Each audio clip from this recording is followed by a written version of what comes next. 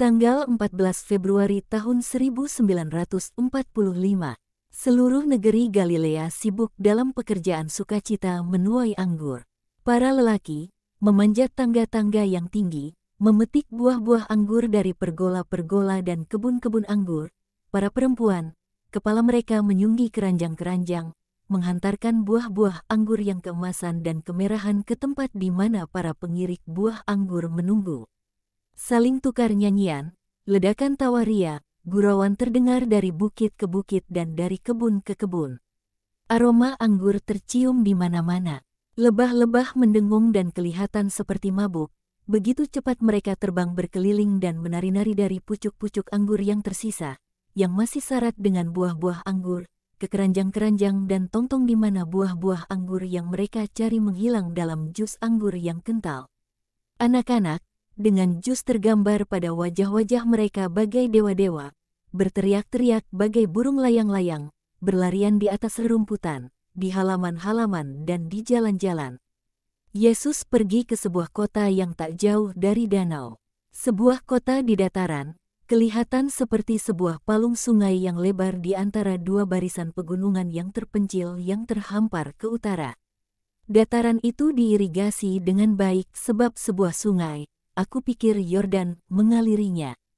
Yesus menyusuri jalan utama dengan dihibur oleh banyak teriakan, "Rabi, Rabi." Yesus lewat dan memberkati. Sebelum kota ada sebuah properti yang kaya, yang di pintu masuknya ada pasangan tua yang sedang menantikan sang guru. Masuklah. Ketika mereka selesai bekerja, mereka semua akan berkumpul di sini untuk mendengarkan engkau. Betapa banyak sukacita yang engkau datangkan atas kami, terpancar dari engkau bagai getah bening dan menyebar melalui pucuk-pucuk dan menjadi anggur sukacita bagi hati kami. Apakah itu bundamu? Tanya Tuan Tanah. Ya, aku membawanya kemari kepadamu, sebab ia sekarang juga ada dalam kelompok para muridku.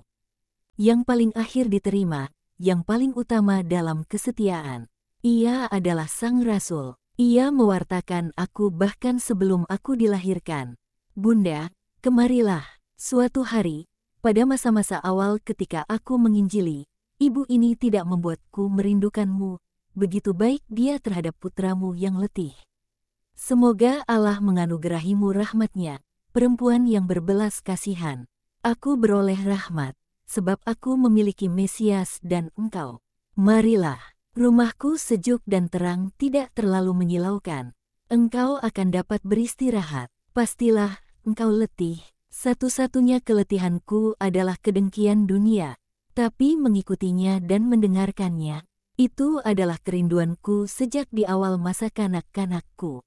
Apakah engkau tahu bahwa engkau kelak akan menjadi Bunda Mesias? Oh, tidak. Tapi aku berharap untuk hidup cukup lama untuk mendengarkannya dan melayaninya. Yang terakhir dari para pengikut evangelisasinya, tapi setia. Oh, setia, engkau sekarang mendengarkannya dan melayaninya. Dan engkau yang paling utama. Aku seorang ibu juga, dan aku punya anak-anak yang bijaksana. Apabila aku mendengarkan mereka berbicara, hatiku melonjak karena bangga. Dan apakah yang engkau rasakan apabila mendengarkannya? Suatu ekstasi yang lembut. Aku tenggelam dalam ketiadaanku dan kebajikan, yang adalah Ia sendiri, yang mengangkatku bersamanya.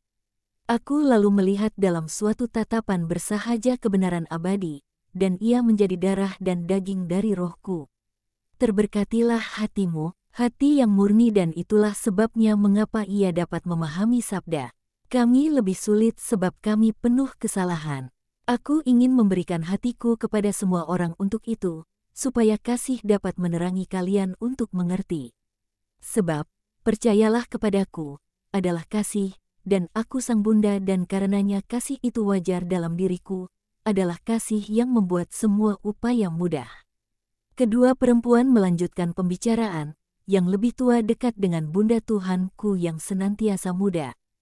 Sementara Yesus berbicara kepada Tuan Tanah dekat tongtong anggur, ke dalam mana kelompok para penuai anggur mencurahkan buah-buah anggur. Para rasul, duduk di bawah naungan sebuah pondok melati, menikmati roti dan buah-buah anggur dengan lahap. Matahari hampir tenggelam dan pekerjaan perlahan-lahan mendekati akhirnya. Para petani sekarang semuanya berada di halaman desa yang luas, di mana tercium aroma kuat anggur yang dikirik. Para petani lain telah datang dari rumah-rumah terdekat. Yesus mendaki sebuah tangga kecil yang menghantar naik ke sebuah serambi rumah, di bawah mana kantong-kantong bahan makanan dan peralatan pertanian disimpan. Betapa Yesus tersenyum sementara mendaki beberapa anak tangga itu. Aku melihatnya tersenyum sementara rambutnya yang halus tersibak-sibak lembut dalam sepoi-sepoi senja. Aku bertanya-tanya mengapakah ia tersenyum begitu lebar. Sukacita senyumnya, bagai anggur yang dibicarakan si tuan tanah, merasuki hatiku yang sangat sedih hari ini. Dan menghiburnya, bukan hal pertama yang membuatku lega hari ini. Bahkan pagi ini, dan engkau, satu, melihatku menangis sebab kesedihan rohani yang mendalam. Ia, pada saat komuni, menampakkan diri kepadaku seperti biasa ketika engkau mengatakan, inilah anak domba Allah. Tapi ia tidak sekedar menatapmu penuh kasih, Pater, dan tersenyum kepadaku. Ia pergi dari sisimu, di sebelah kiri pembaringan dan berjalan menuju sisi kanan, dengan langkahnya yang panjang dan sedikit meluncur, membelaiku dengan tangan-tangannya yang panjang dan berkata, "Janganlah menangis," tapi sekarang senyumnya memenuhiku dengan damai. Ia berbalik, ia duduk di anak tangga terakhir di puncak tangga, yang menjadi sebuah serambi untuk para pendengar yang lebih beruntung, yakni para pemilik rumah, para rasul dan Maria, yang senantiasa rendah hati, bahkan tidak berusaha mendaki tempat terhormat itu, melainkan dihantar ke sana oleh si nyonya rumah. Ia duduk satu tangga di bawah Yesus, sehingga kepalanya yang berambut terang sejajar dengan lutut Yesus, dan sebab ia duduk miring, ia dapat memandang wajahnya dengan tatapannya yang bagai seekor merpati di mabuk cinta. Sosok Maria yang lembut anggun, bagai dalam pualam, dibandingkan tembok serambi desa yang gelap. Lebih ke bawah, ada para rasul dan pemilik rumah. Segenap petani ada di halaman, sebagian berdiri, sebagian duduk di tanah, sebagian telah memanjat ke atas tongtong atau pohon-pohon ara yang ada di keempat pojok halaman. Yesus berbicara perlahan, dengan membenamkan tangannya ke dalam sebuah karung besar jagung yang ditempatkan di belakang punggung Maria. Ia tampaknya bermain-main dengan biji-bijian itu, atau membelainya dengan suka hati, sementara menggerakkan tangan kanannya dengan lembut. Aku diminta, datanglah, Yesus, untuk memberkati pekerjaan manusia. Dan aku telah datang, aku memberkatinya dalam nama Allah. Sebab, setiap pekerjaan, apabila jujur, pantas diberkati oleh Tuhan yang kekal.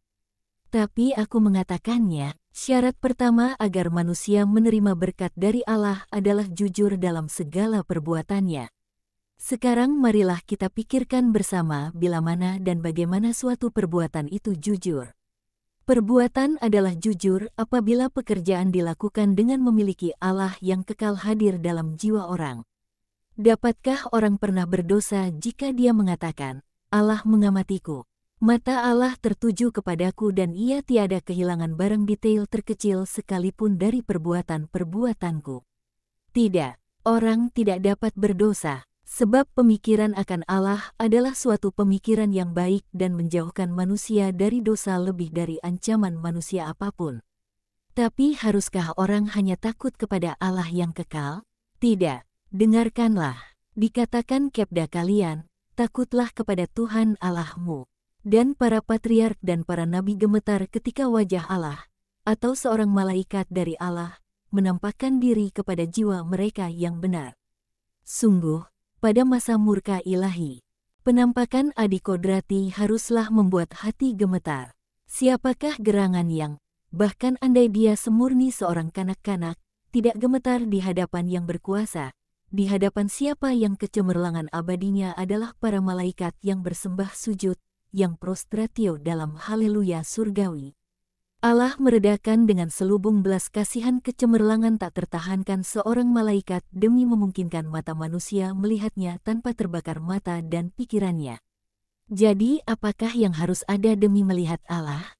Tapi demikianlah, selama murka berlangsung, Tetapi ketika murka digantikan dengan damai dan Allah Israel berkata, "Aku telah bersumpah. Dan aku akan memegang perjanjianku. Inilah ia yang aku utus, dan adalah aku, meski bukan aku, melainkan sabdaku, yang menjadi daging untuk menjadi penebusan.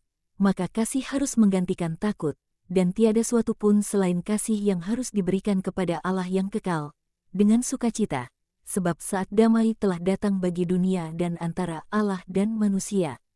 Ketika angin musim semi pertama menebarkan serbuk sari bunga-bunga anggur, para petani harus masih berjaga, sebab banyak kemalangan dapat terjadi atas buah dikarenakan cuaca buruk dan serangga. Akan tetapi ketika hari sukacita panen tiba, maka segala ketakutan berhenti dan hati bersukacita dalam kepastian akan panen. Tunas dari tunggul Isai telah muncul, seperti dinubuatkan oleh para nabi. Ia sekarang ada di tengah-tengah kalian, suatu berkas yang melimpah yang mendatangkan bagi kalian jus kebijaksanaan abadi dan hanya perlu dipetik dan diperas supaya menjadi anggur bagi manusia. Anggur sukacita tak berkesudahan bagi mereka yang hidup darinya. Tapi celakalah mereka yang memiliki anggur ini dalam jangkauan mereka namun menolaknya. Dan 3 kali celaka bagi mereka yang sesudah hidup darinya menolaknya atau mencampurnya dalam diri mereka sendiri dengan makanan dari mamon. Dan sekarang aku kembali ke gagasan pertama. Syarat pertama untuk mendapatkan berkat Allah, baik dalam kebutuhan-kebutuhan rohani maupun manusiawi, adalah kejujuran dari niat. Dia adalah jujur yang berkata, "Aku tinggal dalam hukum tidak untuk dipuji manusia, melainkan demi kesetiaan kepada Allah." Dia adalah jujur yang berkata, "Aku mengikuti Kristus bukan karena mukjizat-mukjizat yang ia kerjakan, melainkan karena nasihat hidup abadi yang ia berikan kepadaku."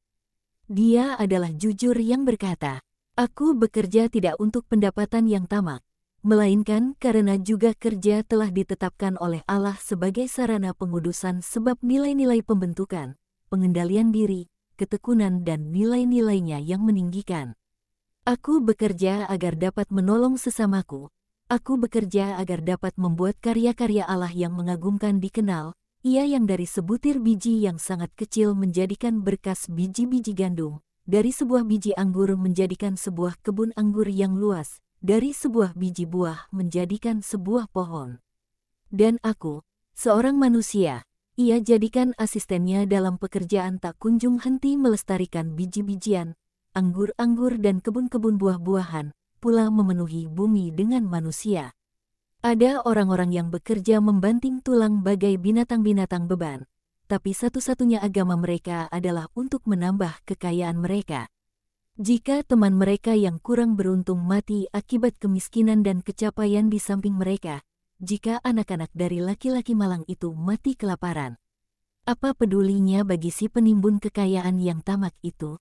Ada mereka yang lain, yang bahkan terlebih keras hati, tidak bekerja tetapi membuat orang-orang lain bekerja dan mereka mengumpulkan kekayaan dari keringat orang-orang lain.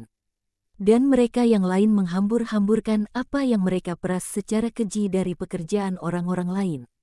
Pekerjaan mereka jelas tidak jujur.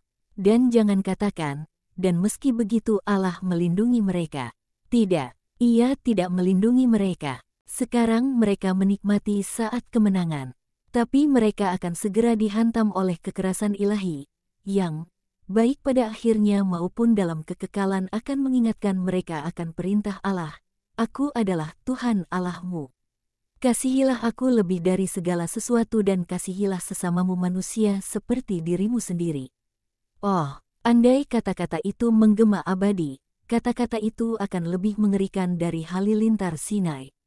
Kepada kalian dikatakan banyak perkataan, terlalu banyak. Aku hanya akan mengatakan ini kepada kalian. Kasihilah Allah, kasihilah sesamamu. Keduanya bagaikan kerja di kebun anggur pada musim semi, yang membuat pucuk-pucuk anggur berbuah.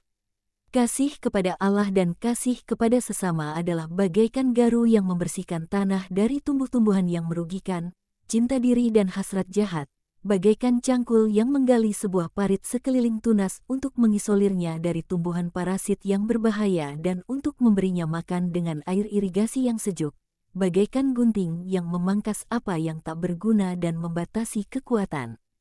Mengarahkannya kemana dia akan menghasilkan buah, bagaikan tali yang mengencangkan dan menopang batang yang sehat, dan akhirnya adalah matahari yang mematangkan buah kehendak baik dan menjadikannya menghasilkan buah hidup abadi. Sekarang kalian bersorak-sorai sebab menikmati tahun yang baik, hasil panen banyak dan anggur berlimpah.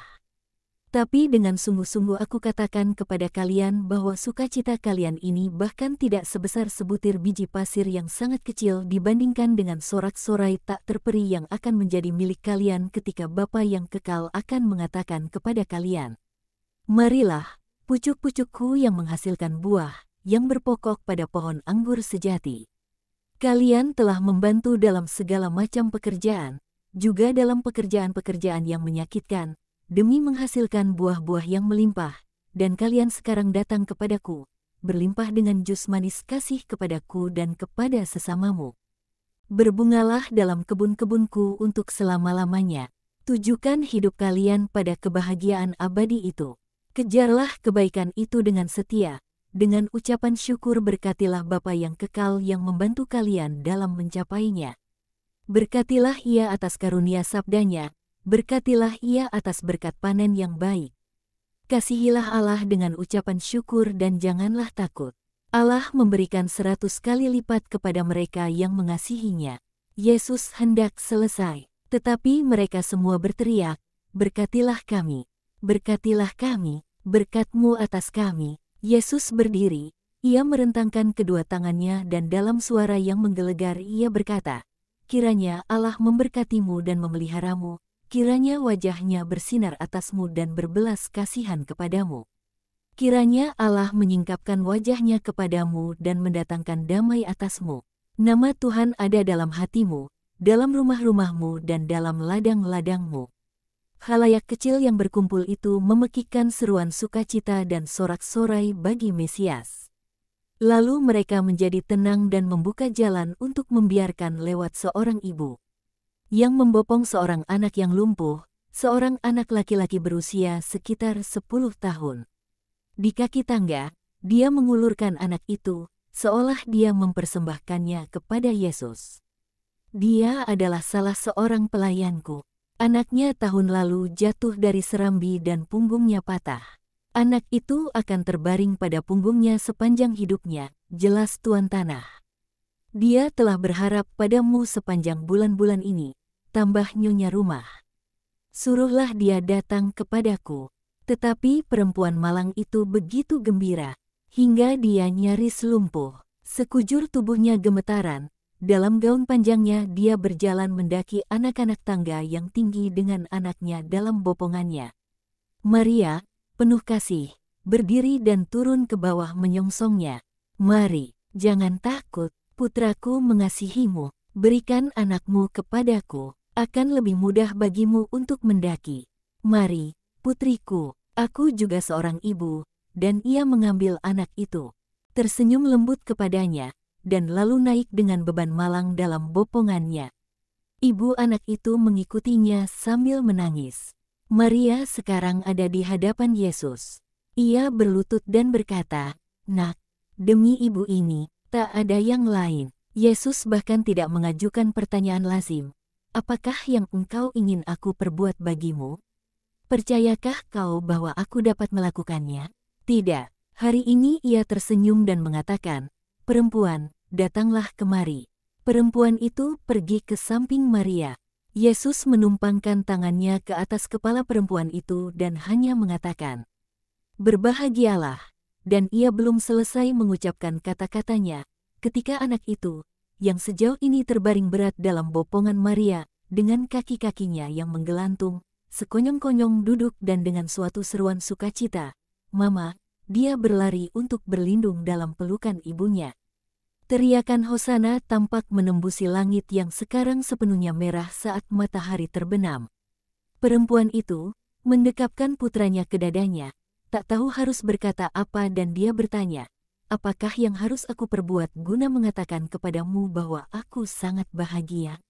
Dan Yesus membelainya sekali lagi, Kau harus baik dan mengasihi Allah dan sesamamu dan membesarkan putramu dalam kasih ini. Akan tetapi perempuan itu belum puas. Dia ingin, dan akhirnya dia memohon, ciuman darimu dan dari bundamu untuk anakku.